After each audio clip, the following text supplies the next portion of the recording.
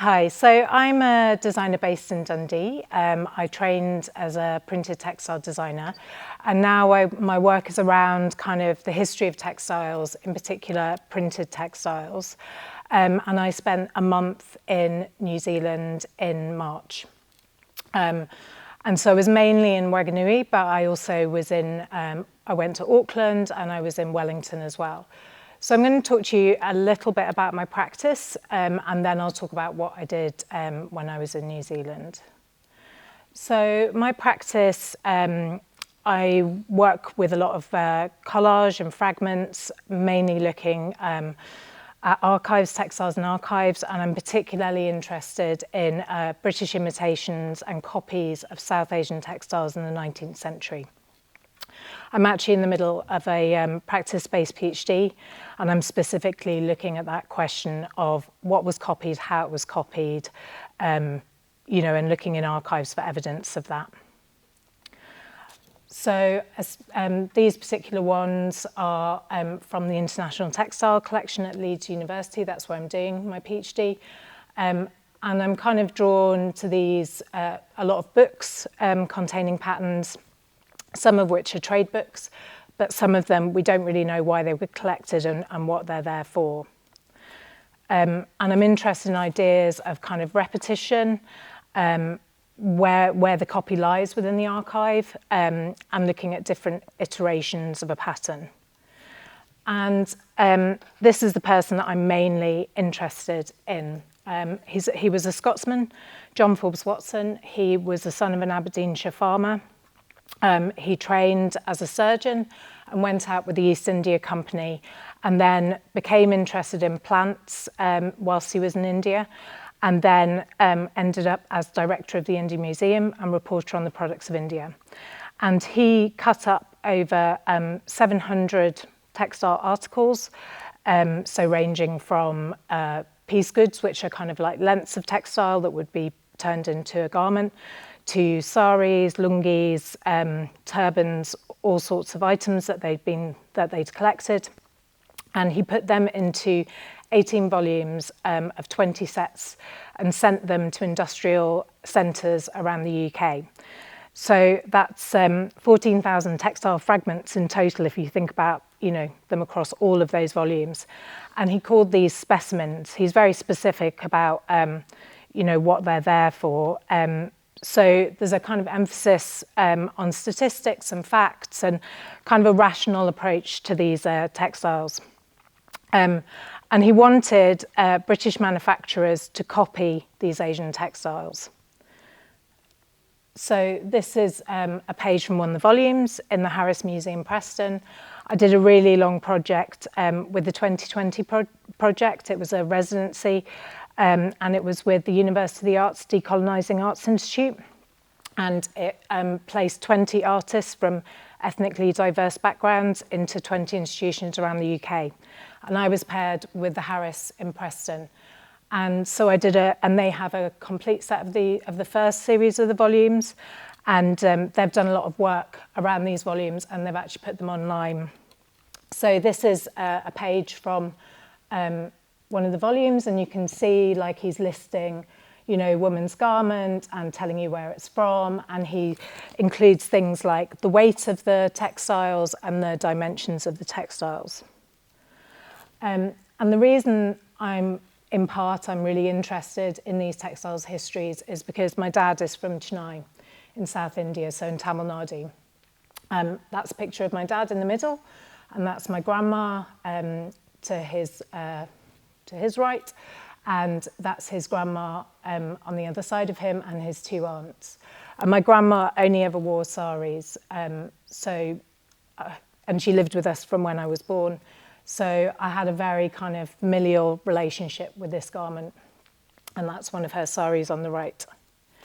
And one of the other things that Forbes Watson did was he did a set of volumes called The People of India, and in which he classified people and used kind of elements, was describing kind of castes and different aspects. And around this time, so in 1871, there was an act called the Criminal Tribes Act, which meant that some certain communities in India were designated as habitual criminals from birth. So they were kind of seen as being born into a criminal mindset. And so there were certain, they could be arrested for certain things. And basically it was that hangover from the Criminal Tribes Act continues today with kind of discrimination against Indigenous tribes and different people in India. So it had a long-lasting effect. But part of that kind of classifying people was also to understand how the clothes were worn, so to see what they were like on the body, so they weren't kind of abstract, specimens. And I've been thinking a lot about how useful these swatches were, these specimens, as Forbes Watson calls them, were. Because what happens is you think that they're going to be quite rational in the way he produces them, and you think they're going to be all the same, but actually to copy from the swatches is really, really hard. So these are the same sari that's been cut up and 3 different versions in 3 different archives. And so you can kind of see that he's giving you some information, but not all the information. So actually to try and recreate this sari or to copy it in its entirety is impossible to do. So just to go back, so I'm really interested in the cut and what the cut does to pattern design. So in my research, I've found some evidence of copying, of kind of almost exact copies. And as you can see, so this is a British design, and that's the one from Chennai, from Madras. And you can see that they've kind of adapted it slightly. They've changed the colour, but you can see the relationship between the two. So I'm using my practice to kind of copy these patterns and to understand where the copy lies. So this is another very close one that I've managed to find. And then you can see like they change, they'll take a woven design and turn it into print, because around this time there was a lot of changes in technology. And basically roller printing meant that, meters and meters of fabric could be produced very easily. So they take a highly specialised and crafted swatch and turn it into a printed textile. And so I'm kind of measuring these swatches in the archive and then tracing them in my studio. And so the Harris project, I was thinking about these kind of hybrid patterns and thinking about imitations. So this is a fan that was probably French, produced for the British market, and it's got this kind of chintz pattern, but it's got this kind of Japanese influence, gold decoration. So I was kind of interested in this kind of mashup of patterns. And then I started to introduce the cut where there wasn't a cut. So using the cut to kind of disrupt and, mean that it was kind of harder to then copy. And exaggerating the cut, so using it as a kind of device to really undermine and reveal these histories. And then I was really interested in using vitreous enamels, so I was thinking about industrial processes and that relationship between the metal and the metal rollers and textiles at that point. So I started to work with vitreous enamel manufacturer in the Isle of Wight to make the final panels for the Harris. So I was doing a lot of colour matching in the archives, which I was really lucky that the Harris would let me do that, because not all archives will let you kind of bring in colour swatches and things. So I was always really careful when I was colour matching, but it was a really great project. And then I was colour matching in the Isle of Wight, in the vitreous enamel manufacturer, but certain colours were really hard to obtain, so that kind of magenta you don't really get with vitreous enamel. The purples all tend to be very expensive. So thinking about the copy and industrial processes and the compromises that you might make in order to achieve what you're trying to do. And this is just the kiln, the panels going into the kiln, and then just after firing, so all the colours were changing. And the panels are each the size of one of the volumes open. And then I knew I wanted an element of the hand in there, so that these are all screen printed panels. So I wanted them to be harder to then copy. So I couldn't you know, I wouldn't actually, even if I was to sit and do it again, I wouldn't necessarily be able to. And that's just a, that's just a detail. So one pattern was from the volumes, and one pattern was a British imitation of a South Asian textile.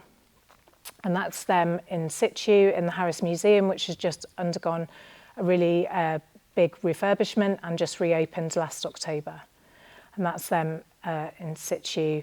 And those double doors lead to the Special Collections Gallery, where the volumes are now on display, but they've been, so 2 of them are open, but the rest of them are all in a cabinet, inside a cabinet. So when I was doing this project, a lot of the volumes are like in archives, so you just don't even know that they're there. The Harris had them a bit more visible, and now they're visible but really inaccessible. So for researchers, it's really hard to actually go and look at them. So it's quite interesting that kind of tension between visibility, accessibility, who has the right to go and see these volumes, and accessible isn't always, or rather visible isn't always more accessible. And so I'm going to talk a bit about one strand of my research when I was on the Textile Legacies residency. So I was really interested in this book of tapa cloth, which is bark cloth. So it's made from the fibres of different plants, generally the paper mulberry tree. And it's made by kind of soaking and beating with these special beaters, and then different dyes and different processes are applied. There is a great range of kind of textures and designs, and because they're done in the Pacific Islands, there's a real range of different kind of heritage with these, with tapa cloth. And I was interested in these because the tapa cloth was all brought back by Captain Cook from his 3 voyages, and then a man called Alexander Shaw cut them up and put them into volumes. So there's about 60 odd volumes, and I was interested in the different tapa samples between the volumes to see what they were like. And what's quite interesting is they have a kind of preamble at the start where they've taken bits from Captain Cook's you know, the kind of writings that he did on his voyages, but they don't always correspond. So some of them are numbered, but some of the volumes aren't. So I looked at 4 different versions of these volumes, and they're all completely different. So it's like, although you've got this kind of rational kind of start of it where it says this cloth is from here, this cloth is from here, it's actually totally irrelevant, because you don't, unless you are looking at them with a kind of knowledgeable eye, you wouldn't necessarily know whether that is the right cloth. So that was really interesting, and just thinking about that kind of collage and patchwork of different samples in the different volumes. So this one was from Auckland War Memorial Museum, and they had a lot more samples, and it was quite different. Whereas the 2 here, so one was from the Turnbull Library and one was from Te Papa, they were quite similar. But again, I was thinking about the saris and thinking about when you take a section of a piece of textile and what impression you're giving through that small fragment. So these perhaps are from the same larger piece of tapa cloth, but it's hard to tell. And then I was really interested in this piece so in Hawaii it's called kapa, and I was particularly interested in this one because it's got that kind of checks, you know, it feels like a kind of piece of woven cloth. And the curators there thought that maybe this was the point where British or rather European textiles were coming in, and that maybe they were imitating check cloth from elsewhere. And then this was an interesting volume because it was much later. It was from 1984, and I was quite surprised at somebody cutting up, you know, these historic textiles that late. But he felt that, so it was a guy called, can't remember what his first name was, but he's D.R. Severson, and he said that they were falling apart, so, you know, we might as well cut them up. And he had like different kind of costs depending on how many bits of tapa you had. So it was a kind of like payment. You had to pay for the volumes, and the more specimens of tapa you got in the volume, the more you'd pay. So obviously a lot of them went to private collections. Some of them did go into libraries and museums, but I thought that was really interesting, that kind of, you know, taking these items out of circulation altogether and people paying for them.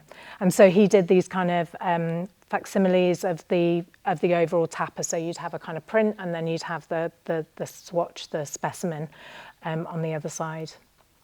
And then when I was in Whanganui, I went to see, they've got a large collection of tapa, and some of them were so big that they basically couldn't take them out for me. So yeah, again, I was thinking about the saris and the kind of dimensions of the saris, which can be like 9 meters plus. And just thinking about how you kind of view them, and how then to cut them up into little swatches is much more convenient to kind of view a lot of design information. So this is the V&A Storehouse East, and that's one of the saris. So you can see kind of, that's what's left behind, and that's the swatches in the volumes. And I was really trying to pay attention to the cuts in the tapa. So on this side, you can kind of see that it's got a beautiful kind of edge that's been done with a lot of care, whereas I think on this side, somebody's tried to imitate it, and it's kind of like they've hacked into it slightly.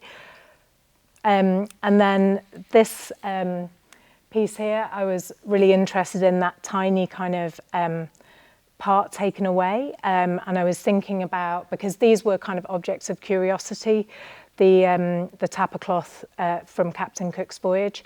So they weren't necessarily being used to kind of copy, but they were kind of novelty items, exotic items.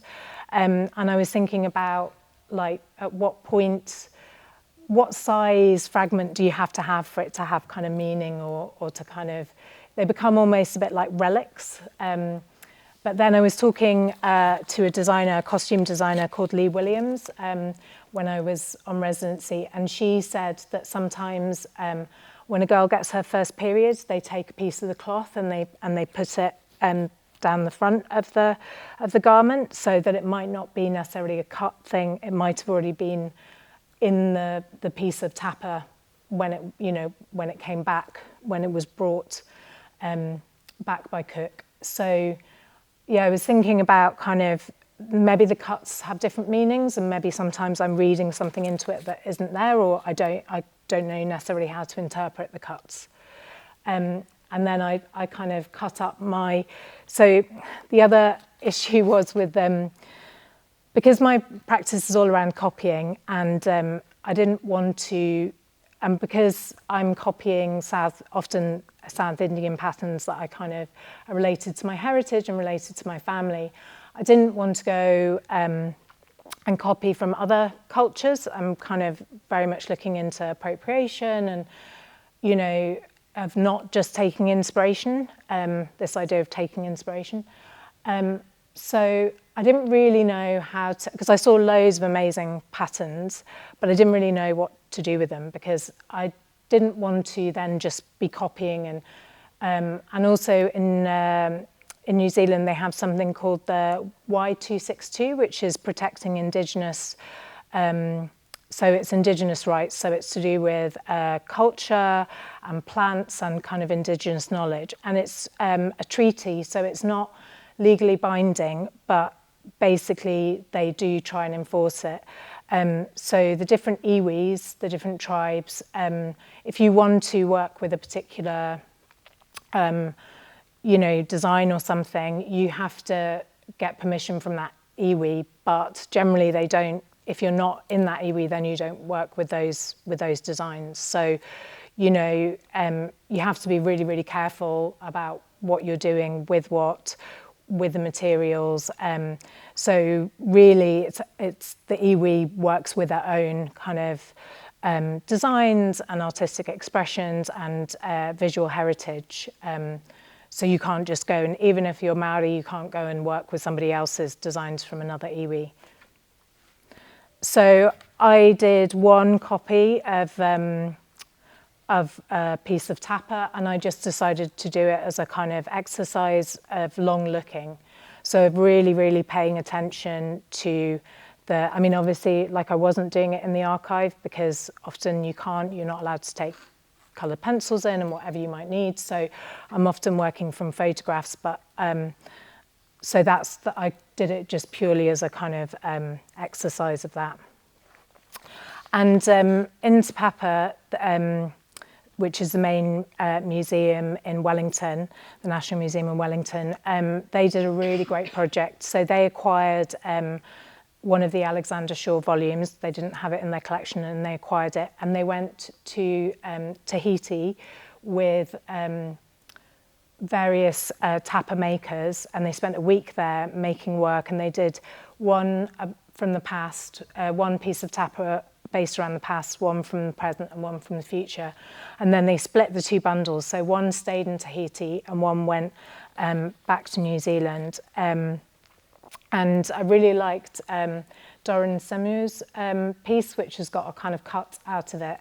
And then Pauline Reynolds is like a collage of the different, of the different bark cloths. So she used lots of different ones. She used paper mulberry, I think breadfruit, and hang on.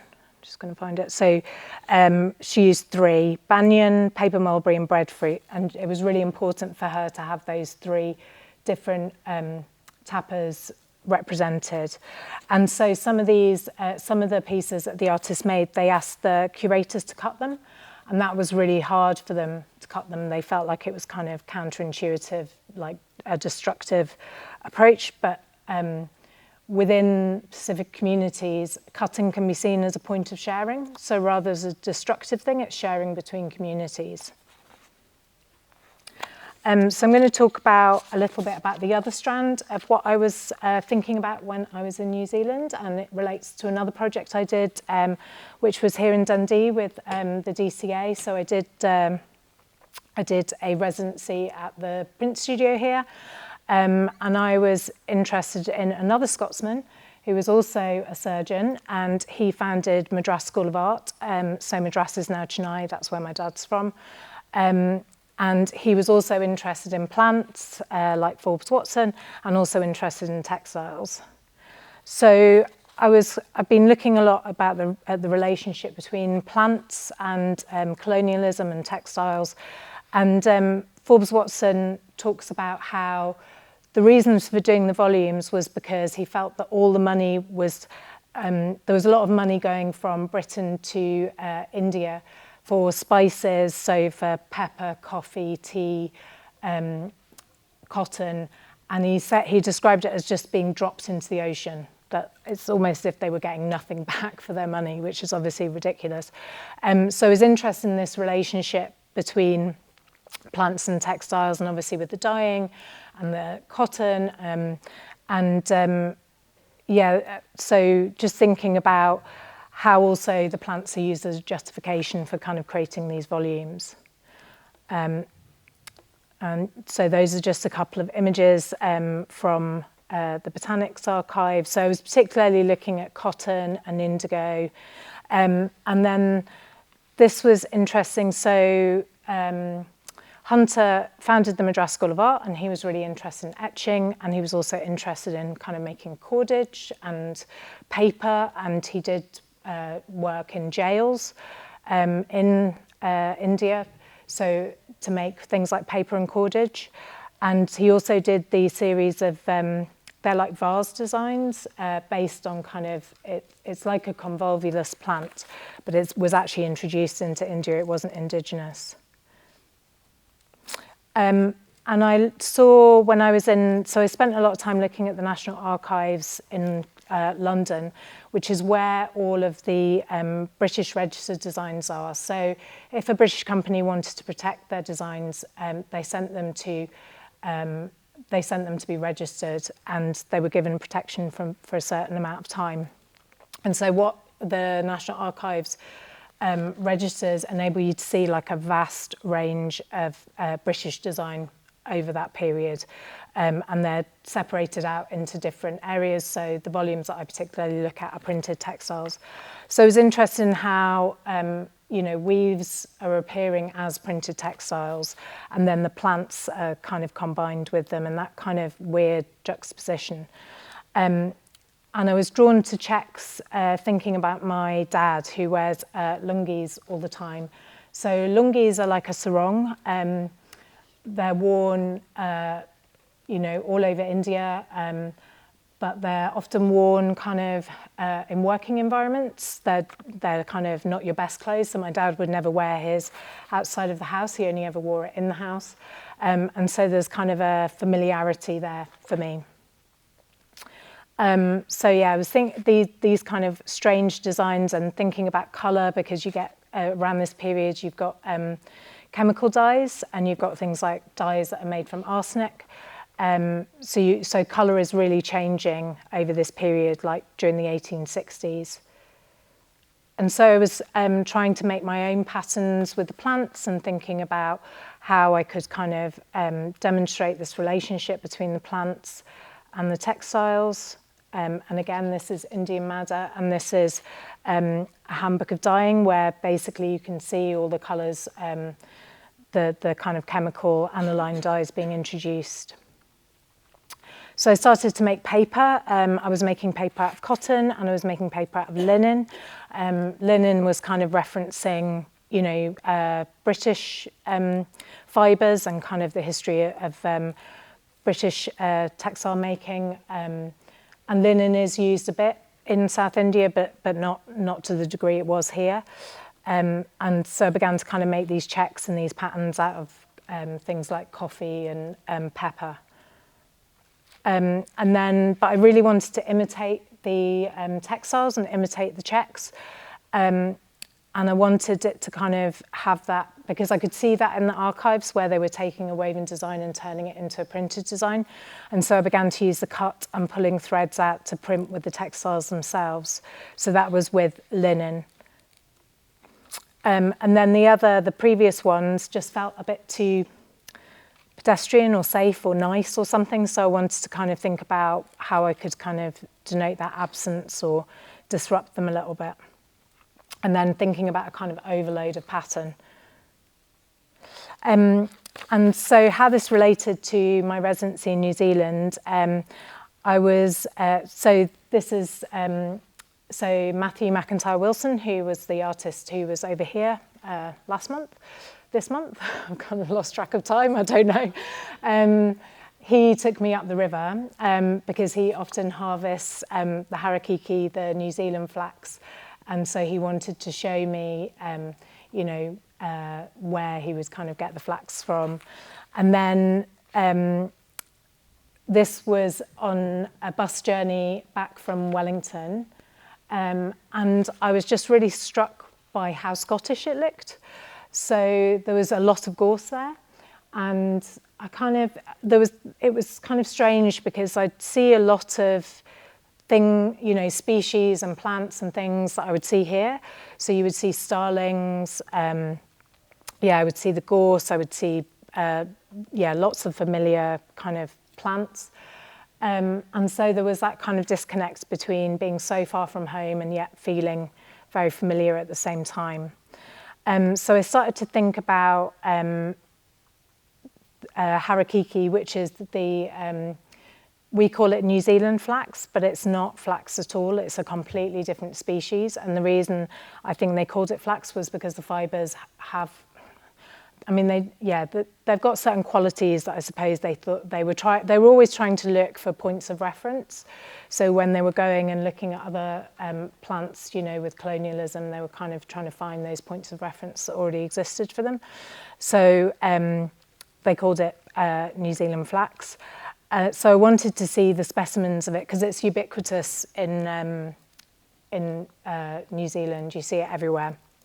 And you also see it a lot here, basically. So because of Matthew coming over here, he was asking Annie and Lizzie to look for harakeke. And once you start looking, you can't stop seeing it everywhere. And my kids are completely fed up with me saying, like, oh, look, there's some harakeke. Because you see it on roundabouts, you see it, a lot of civic planting, you see it in people's gardens. There are 2 plants on my street, well, there's only 11 houses on my street. So it's kind of everywhere. So I wanted to see it, how it was represented in an archive. And when I went to Papa, the herbarium curator said, oh, these are really bad specimens. And it's because they don't show the features that would help you identify the specimen in the wild. So they don't have all the characteristic features. And so for some reason, harakeke was not particularly well collected. So this one is from 1874. And so they really value the old specimens, but I mean, it's an awful sample, basically. It's an awful specimen. And the reason the other one is like that, they fold it so you can see the underside of the leaf as well as that side of the leaf. And so I found that really interesting, that for such an input, because it's such a culturally important plant for Maori, so all their cloaks were made of it. They use it they use it for loads of different things. It's just a really spiritually important plant. So it was really strange for me that it wouldn't then be represented, in Te Papa's archives. And so I was also asking him about gorse, and he said, although that is everywhere, that is also not particularly well represented. And gorse is a complicated one because it's very invasive, and it was introduced as a kind of windbreaker, but it kind of, takes over native vegetation and swamps things. But what it does do is it's a really good nursery plant. So it will swamp other things, but then the native seedlings are able to come up. And then once the native forest starts to regenerate, it kind of shades out the gorse and it dies. So actually they have been using it as a kind of way of, recreating and restoring the native forest. And I really like the relationship between the gorse, where they've kind of taken all the little bits of it, and then Alexander Hunter's drawing, where he's kind of taking these little elements and beginning to turn them into designs. And I was really lucky to do a harakeke muka workshop with Puriwa Hodge. So she is a maker, and she does a lot of cloaks, but she's actually doing more workshops. And so this was making wenu, which is for the warp, I think, and then the aho, which is for the weft. So I was lucky enough to kind of do the extraction of the muka. So you have to cut the leaves, you have to slice one side of it, and then use a mussel shell to kind of strip it. And depending on whether it's good muka, so they're all the same species, but you get different varieties, and some are much more suitable to make the cordage and the weaving, and some are better to make baskets and different things.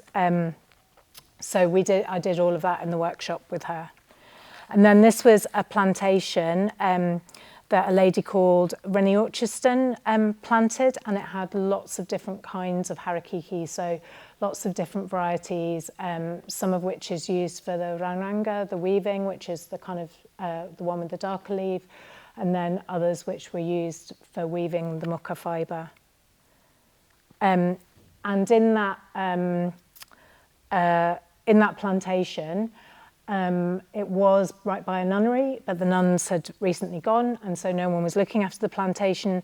And so I was talking to Puriwa about, invasive plants, and talking to her about gorse, and she was saying the main problems are bindweed and brambles, and that they're just swamping all the plants, and because nobody's looking after them. And so also the muka plants, the harakeke needs to be harvested, otherwise, so they're fans, and you always harvest the outside leaves and so you've got like the kind of baby, which is the centre of the fan, and then the parents, and then the grandparents. So they always say to take the grandparents, and it means that the plant has got enough air flowing through it, so you don't get kind of fungus and diseases. And so because nobody was using the muka, everything was beginning to get overgrown. But I actually just saw an email from her today saying that she'd taken some practitioners down and people were beginning to harvest, and she said it was looking much, much better. So because she was trying to pull all the bindweed and the brambles off, and it was just like, yeah, kind of a never-ending task. So I was interested in kind of ideas of kind of good specimens of harakeke and what the fibre would produce, and then bad specimens of harakeke, so this is the windmill garden in Broughty Ferry, because obviously these plants have not been, well, I don't know, we've been, me, Annie and Lizzie have been talking about kind of the different plants, how they came here, because when I was in Fife, I saw loads of harakeke as well. So, and there was a long relationship between Dundee and looking at harakeke, New Zealand flax, because of the linen industry here. So I think it was 1871, there was an exhibition of, in what I think was the previous iteration of the McManus of harakeke fibres and different fabrics made out of it. So definitely Dundee was involved in kind of, they were thinking about how they could industrialise this process and use the materials here. So that was kind of in the 19th century. So I was thinking about, okay, well, if I take these plants that are just kind of ornamental, being planted for ornamental reasons, and see what the fibre is like, and you can kind of see, I mean, they're a mess, but the colour was quite interesting to me. So I was thinking about kind of embroidering with the harakeke cordage. And so I've been looking at kind of map samplers and thinking about that. And I was also thinking about this idea of doubles. So the doubles of like gorse here and gorse over there, and harakeke over there and harakeke here. And how also place names are doubled. So there's a town in New Zealand called Coromandel, which is named after the Coromandel coast so that's southeast India, where Chennai is. And the reason it's named Coromandel is because of a British battleship that was called the HMS Coromandel. And that ended up in the island of Ireland, off Bermuda. And it was a prison hulk at the end of its kind of life. And so I was just, there's something kind of there that I need to explore more about these kind of double names, double plants, doubling of materials, and that kind of, circulation because of colonialism. And then this was just me kind of testing on some linen, embroidering with the different muka samples. So some from Whanganui that I'd made into cordage there, and some since I've come back to Dundee and made here. And then just, I'm kind of coming to the end, but I was also thinking about this idea of bad specimens and, this idea of it being kind of a bad plant or whatever. And obviously it's then plants are not inherently good or bad. It's what we've kind of done with them and the, what we've kind of, how we've changed landscapes and how we've taken things and put them elsewhere. And New Zealand, so harakeke was introduced to an island called St Helena, which Napoleon was imprisoned on. That was the last place he was imprisoned on. And they introduced it there because, a ship had arrived at some point in St Helena and it had termites on it. It had come, I think, from Brazil. I think it was an old slaver ship. And so the termites had been introduced and they'd kind of destroyed parts of, the ecology of St Helena. And so they decided it would be really good to introduce harakeke because they thought, well, we can have a new industry there and a new fibre there. And basically it's highly invasive and it's taken over the island. And so I was interested in how, harakeke has such importance for Maori, but in St Helena it's like a complete pest and really invasive, and now they're trying to eradicate it. And then I quite like the 1960s stamps commemorating the flax industry. And then just one final thing. So thinking about these kind of fibres and their circulation. Fairly early on, when I was in Wellington, I found I was looking at a catalogue of fibres from 1871, and in it I found a reference to Nilgiri nettle, which is where my dad went to school and my grandma taught at that school. So that's in Tamil Nadu. So it was talking about it being adapted for twine and cordage. And also in that same exhibition was a sample of cloth and yarn by Baxter Brothers. And it was from 1850, so they'd kept it for 20 years and it'd been somewhere for 20 years and then gone into that exhibition. So I think, yeah, I'm just at the beginning of my research into all of the relationship between Dundee and with the harakeke, and thinking about how I can kind of develop it into my practice. But that's everything. Thank you.